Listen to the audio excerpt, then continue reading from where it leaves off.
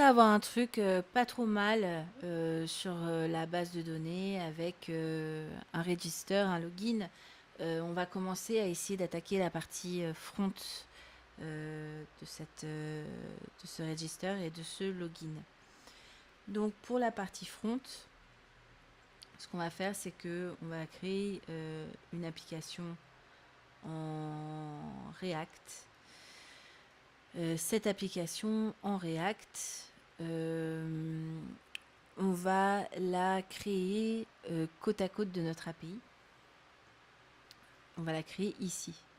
Donc pour le moment, ce dossier, je l'ai appelé public, mais on va créer en fait notre propre dossier, notre propre fichier Webpack.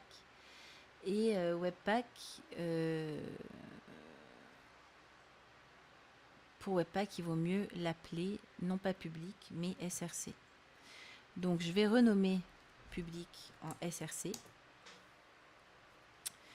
Et on va pouvoir utiliser Webpack pour pouvoir faire du React. Alors, comment est-ce qu'on va utiliser Webpack? On va utiliser un fichier de config qui s'appelle webpack.config.js.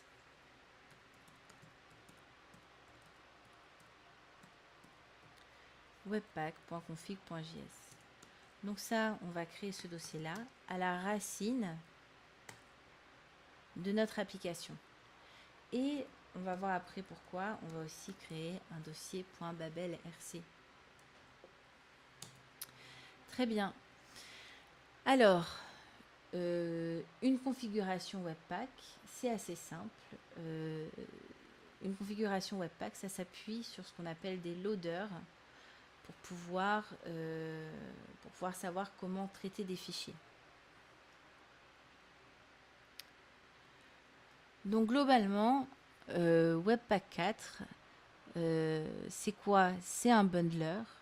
Ce bundler, il va utiliser la configuration qu'on a définie dans webpack.config.js. Et comme on va utiliser un loader, le Babel loader, il va s'appuyer aussi sur les presets qu'on va définir dans .babelrc pour pouvoir traiter les fichiers dans notre dossier. Donc Babel, c'est quoi? C'est un transpiler. Un transpiler, c'est quelque chose qui va traduire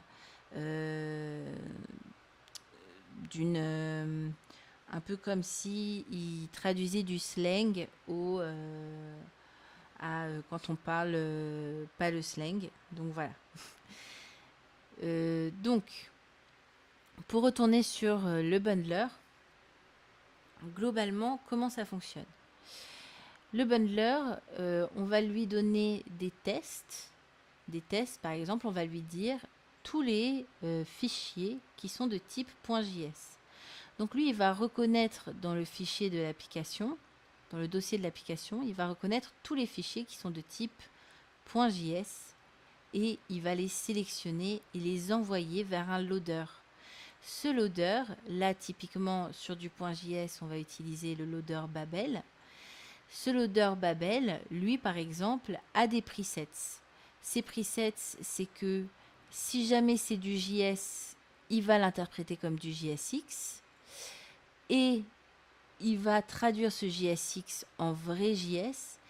Et ensuite, ce nouveau .js, il va l'interpréter en ECMAScript 6 et il va le traduire en ES de je sais plus lequel. Donc bref, ces 4 fichiers vont passer à travers le loader et hop, quand ils auront passé tout ce process, on va se retrouver avec un joli fichier qui va s'appeler main.js qui sera à la fois minifié, qui sera traduit et qui sera bundlé. Donc c'est parti pour Webpack.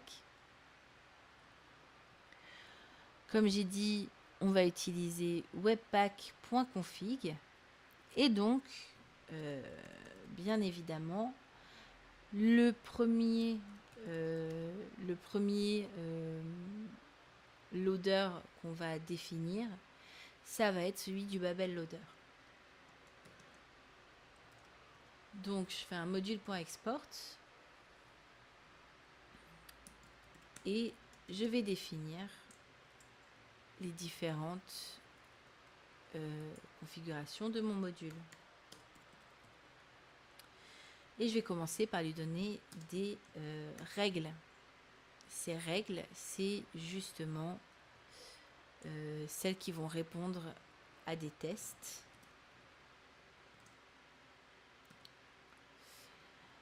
Et ces tests vont définir les fichiers qui vont être envoyés vers tel ou tel loader. Alors, ici, souvent, on fait un exclude de node underscore modules. Mais dans notre cas, on va pas faire un exclude de node module, on va faire un include parce que la seule partie qu'on va bundler avec Webpack, c'est notre front. Alors, il y a pas mal de gens qui utilisent aussi Webpack pour bundler leur API, leur base de données, etc. C'est un choix comme un autre.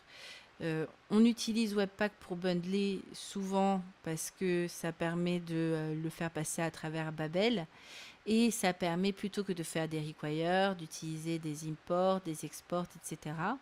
Donc de ce côté-là, c'est pas mal. Le côté où c'est un peu dommage, c'est que à chaque fois que vous avez besoin de relancer votre API, vous êtes obligé de la bundler, etc. Donc voilà, c'est un choix comme un autre. C'est au choix. Voilà. Donc, dans la config, moi, ce que je vais faire, c'est que je vais seulement include, en fait, mon dossier SRC.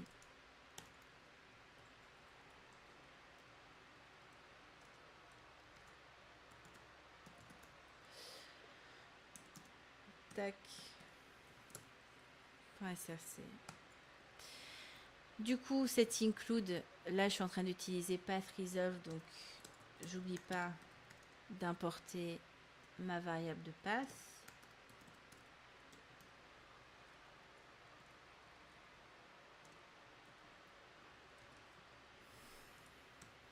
Donc, je vais bien require path. OK.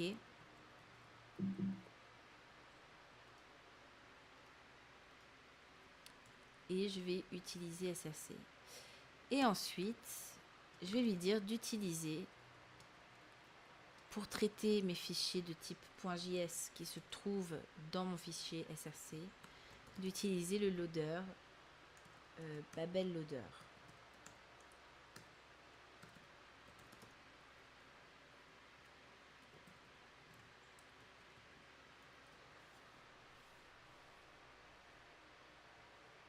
Donc, maintenant que j'ai défini cette rule, cette règle, je vais utiliser le Babel Loader. Le Babel Loader, ce qui est pas mal, c'est que je vais pouvoir définir ces presets.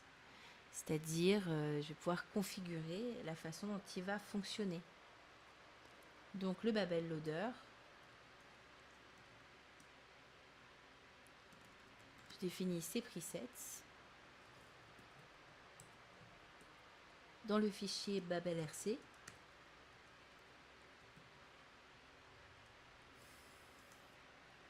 je vais lui dire d'utiliser plusieurs packages pour pouvoir transpiler mon code. Le package babel env,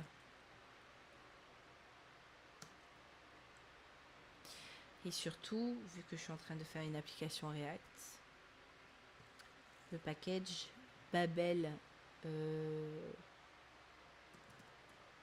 preset-react qui me permet de transformer le JSX en JS.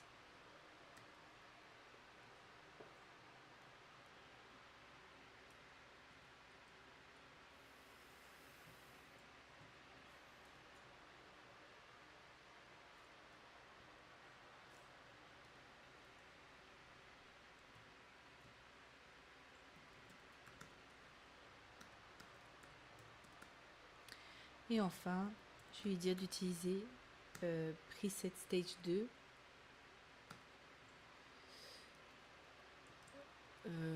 qui va me permettre d'utiliser pas mal de trucs sympas.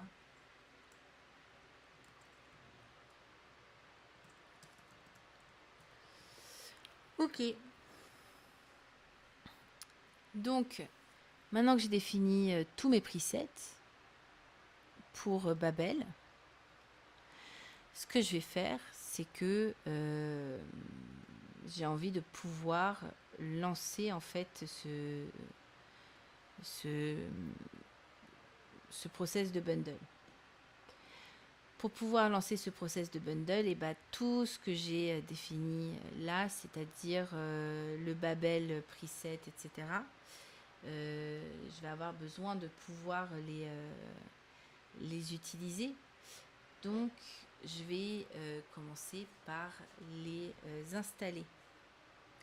Donc là, je vais directement installer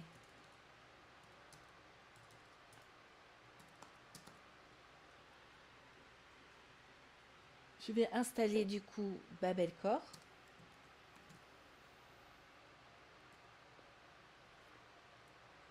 Babel / Core. Je vais installer beaucoup d'autres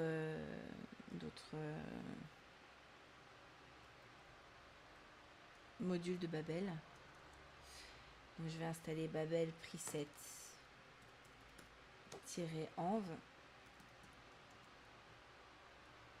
J'ai installé Babel preset-react. Et je vais installer Babel preset-stage-2. Je vais aussi installer le Babel Loader, vu que je vais l'utiliser ici. Tac. Le Babel Loader. Et pour le moment, je vais juste faire ça.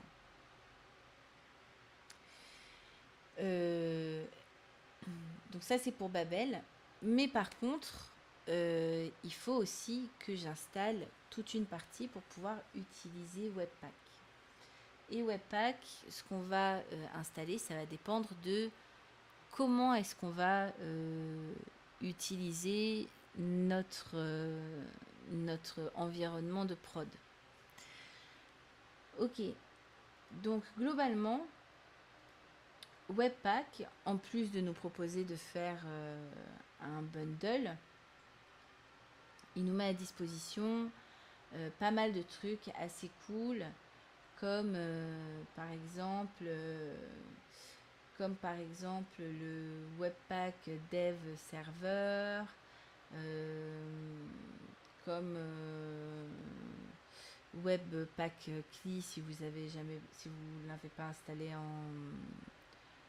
l'avez pas installé en global, et plein d'autres choses de ce genre qui sont assez cool. Alors, du coup, ce qu'on va faire, c'est que on va installer du coup Webpack.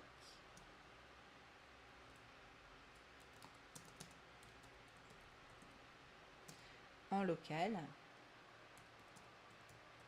Webpack-CLI et Webpack-dev-serveur. Alors, il faut savoir qu'on n'a pas besoin d'installer Webpack et Webpack CLI en local si jamais on a déjà installé Webpack en global. Moi, je l'ai installé en global, donc j'ai pas besoin d'installer ça. Mais pour ceux qui préfèrent l'utiliser en local, voilà, vous pouvez passer par ça, c'est pas mal. Donc Webpack Dev Server. Et voilà, on va déjà utiliser ça.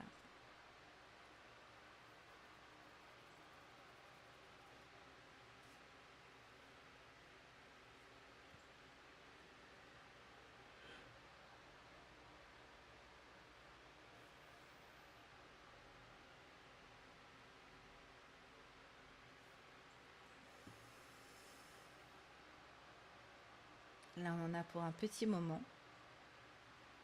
Donc, on se retrouve juste après.